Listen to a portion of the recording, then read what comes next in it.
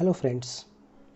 तर public interest लिटिगेशनचे advantages, काही disadvantages and overall conclusion मी आपल्यासमोर आज थोडक्यात मांडणार आहे.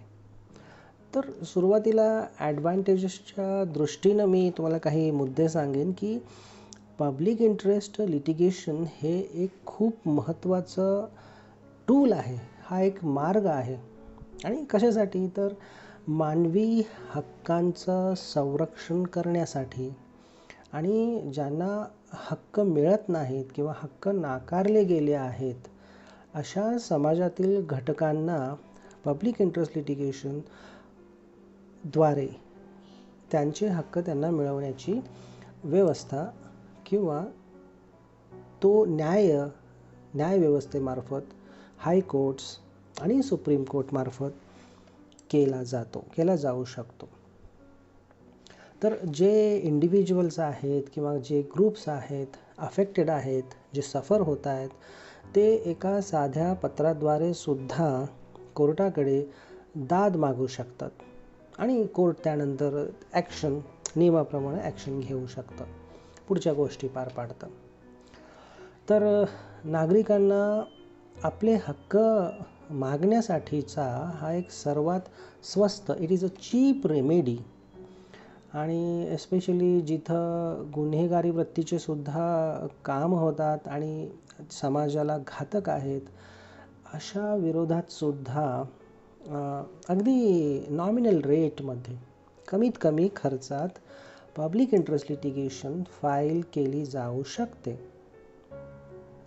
तर सर्वात महत्त्वाचा आणखी एक ॲडिशनल ॲडव्हान्टेज, याचा फायदा मी सांगेन की कोर्ट्स हे लार्जर पब्लिक इंटरेस्टच्या दृष्टीनं निर्णय देतात किंवा जास्तीत जास्त समाजाचं रक्षण, त्यांच्या हक्कांचं रक्षण किंवा त्यांचे इंटरेस्ट्स कसे प्रोटेक्ट केले जावेत यासाठी पब्लिक इंटरेस्ट लिटिगेशन फाईल केली जाते.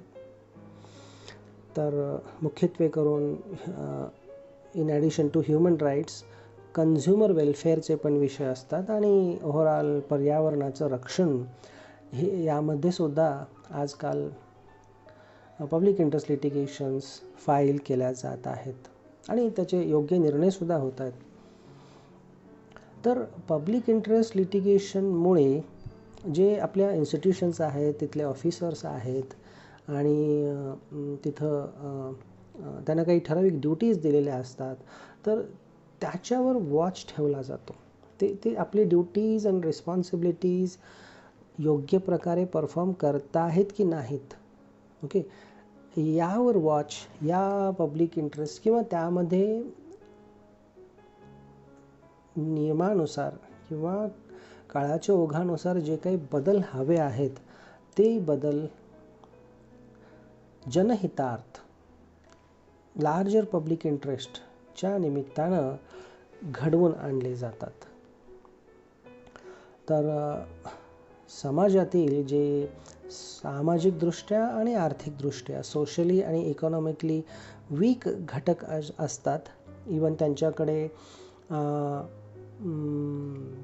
पुरावे गोळा करण्यासाठी सुद्धा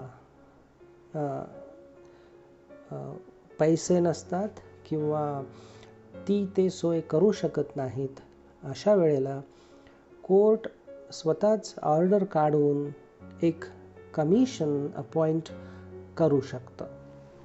तर पब्लिक इंटरेस्ट ओव्हरऑल लिटिगेशनमुळे तुम्हाला आतापर्यंत हे कळलं आहे की एन्फोर्समेंट ऑफ लीगल ऑब्लिगेशन, कायद्यानुसार सर्व काही सुरळीतपणे चाललं आहे की नाही, आणि ओव्हरऑल मॉनिटरिंग हे PIL मार्फत केलं जातं.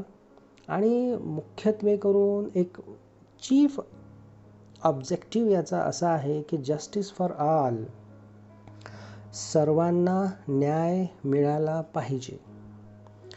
ओव्हरऑल जे ग्रुप्स आहेत, अफेक्टेड ग्रुप्स आणि ज्या कम्युनिटीज आहेत, त्यांचे हित, इंटरेस्ट्स हे प्रोटेक्ट केले जावेत, हा PILच्या पाठीमागचा सुद्धा एक महत्त्वाचा उद्देश आहे.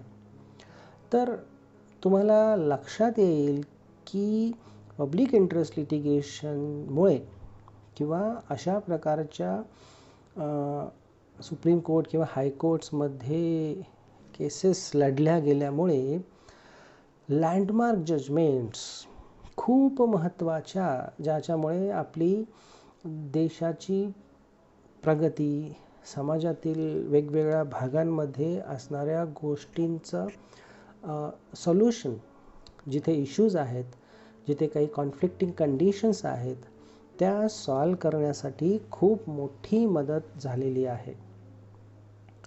तर आता मी तुम्हाला काही डिसॲडव्हान्टेजेस, याचे काही तोटे आहेत किंवा याचा मिसयूज केला जातो याबद्दलच्या काही 2-3 गोष्टी सांगणार आहे. तर आजकालच्या काळामध्ये abuse of PIL, misuse of the requirements किंवा त्याचा अयोग्य प्रमाणे वापर केला जातोय. यापूर्वी झालेलं आहे, भविष्यातही सुद्धा होईल. कोर्टचं त्याच्याकडे लक्ष असतं. याशिवाय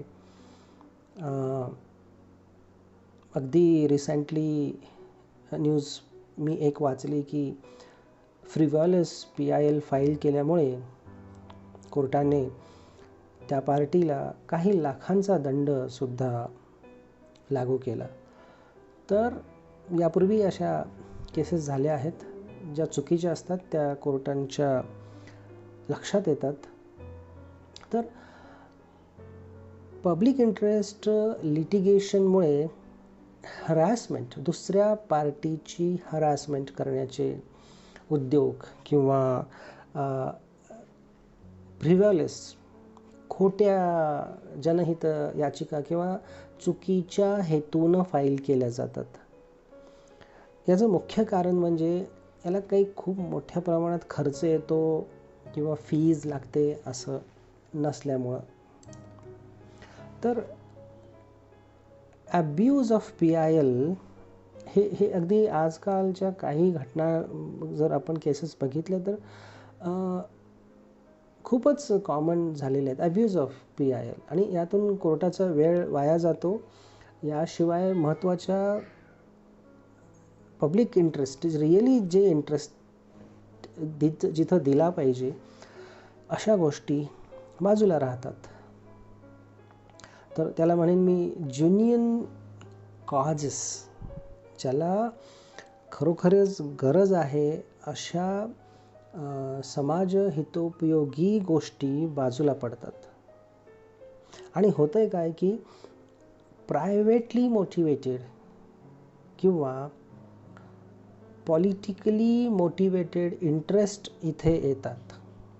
आणि याला मी म्हणेन की किंवा असा एक जनरल वर्ड आहे, सो कॉल्ड पब्लिक इंटरेस्ट. तो खरोखरी त्याच्यामध्ये लोकांचं हित असतंच असं नाही. तर ओव्हरऑल अब्यूज किंवा misuse of public interest litigation केल्यामुळे अनमेरिटेड किंवा फिक्शिशियस क्लेम्स, काल्पनिक जे काही गोष्टी अशक्य असतात, पुढचे काही वर्षे सुद्धा होऊ शकत नाहीत, त्याला वेळच लागतो, आणि मग वेळ घालवायचं कोर्टांचं, असं होतं. तर ओव्हरऑल याच्यामुळे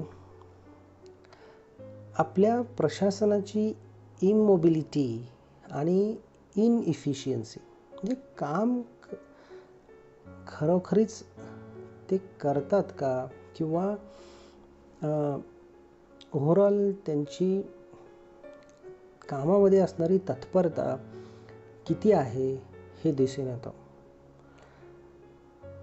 म्हणजे PIL फाईल केल्या जातात, वेगवेगळ्या कारणांसाठी फाईल केल्या जातात, जी मेजर इंटरेस्ट आहेत ते बाजूला राहतात. आणि मग याचा अर्थ काय? की इमोबाईल आहे, तुमचे सिस्टीम काम करत नाही आहेत, त्या इनइफिशियंट आहेत, आउटपुट कमी आहे, प्रोडक्टिव्ह नाही आहेत. पॉलिटिकल इन्फ्लुएन्स असू शकतो आणि हा एक पब्लिक इंटरेस्ट लिटिगेशनचा एक तोटा आहे किंवा त्याचा मिसयूज केला जातो.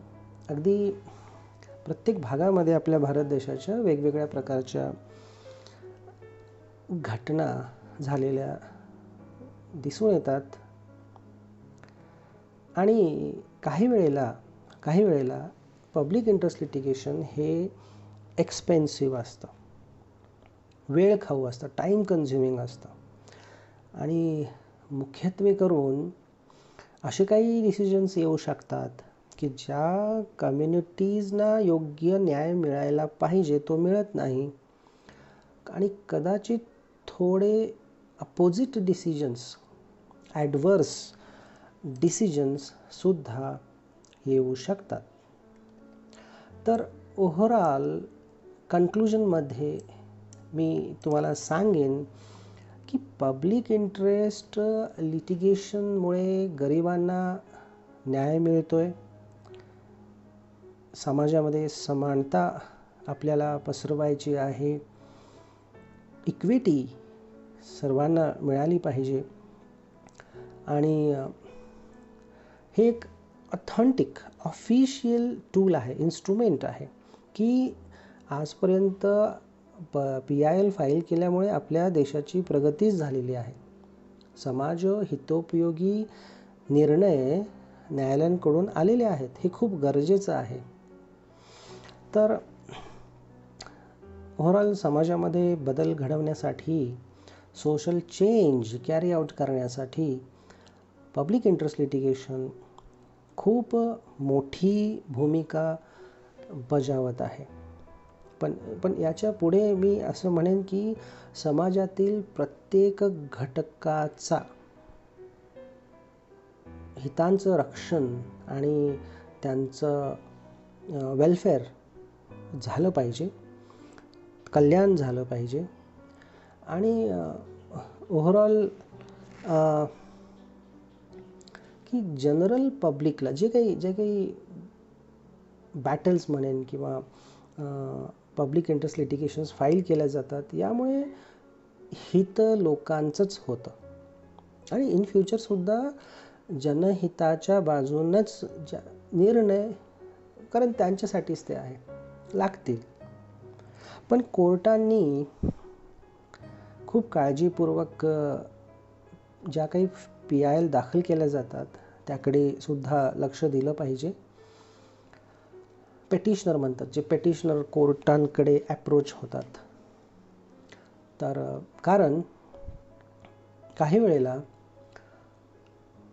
पर्सनल गेन्स किंवा प्रायव्हेट प्रॉफिट मिळवण्यासाठी किंवा पॉलिटिकल किंवा काही इतर इंटरेस्ट्स सुद्धा PIL दाखल करण्यापाठीमागं असतात. तर भविष्यातही पब्लिक इंटरेस्ट लिटिगेशनमुळे त्यातील असणारे तोटे किंवा थोडे जे काही डिसॲडव्हान्टेजेस समोर येत आहेत ते दिवसेंदिवस कमी होत जातील. कदाचित काही नवीन इश्यूजसुद्धा येतील. असं होत असतं समाजामध्ये आणि मुख्यत्वे करून in interests of larger society and justice for all हे यातून साध्य झालंच पाहिजे, ही अपेक्षा आहे. आज मी इथंच थांबेन. पुढच्या वेळेला असंच काही दुसरा टॉपिक घेऊन मी तुमच्यासमोर येईन. थँक्यू.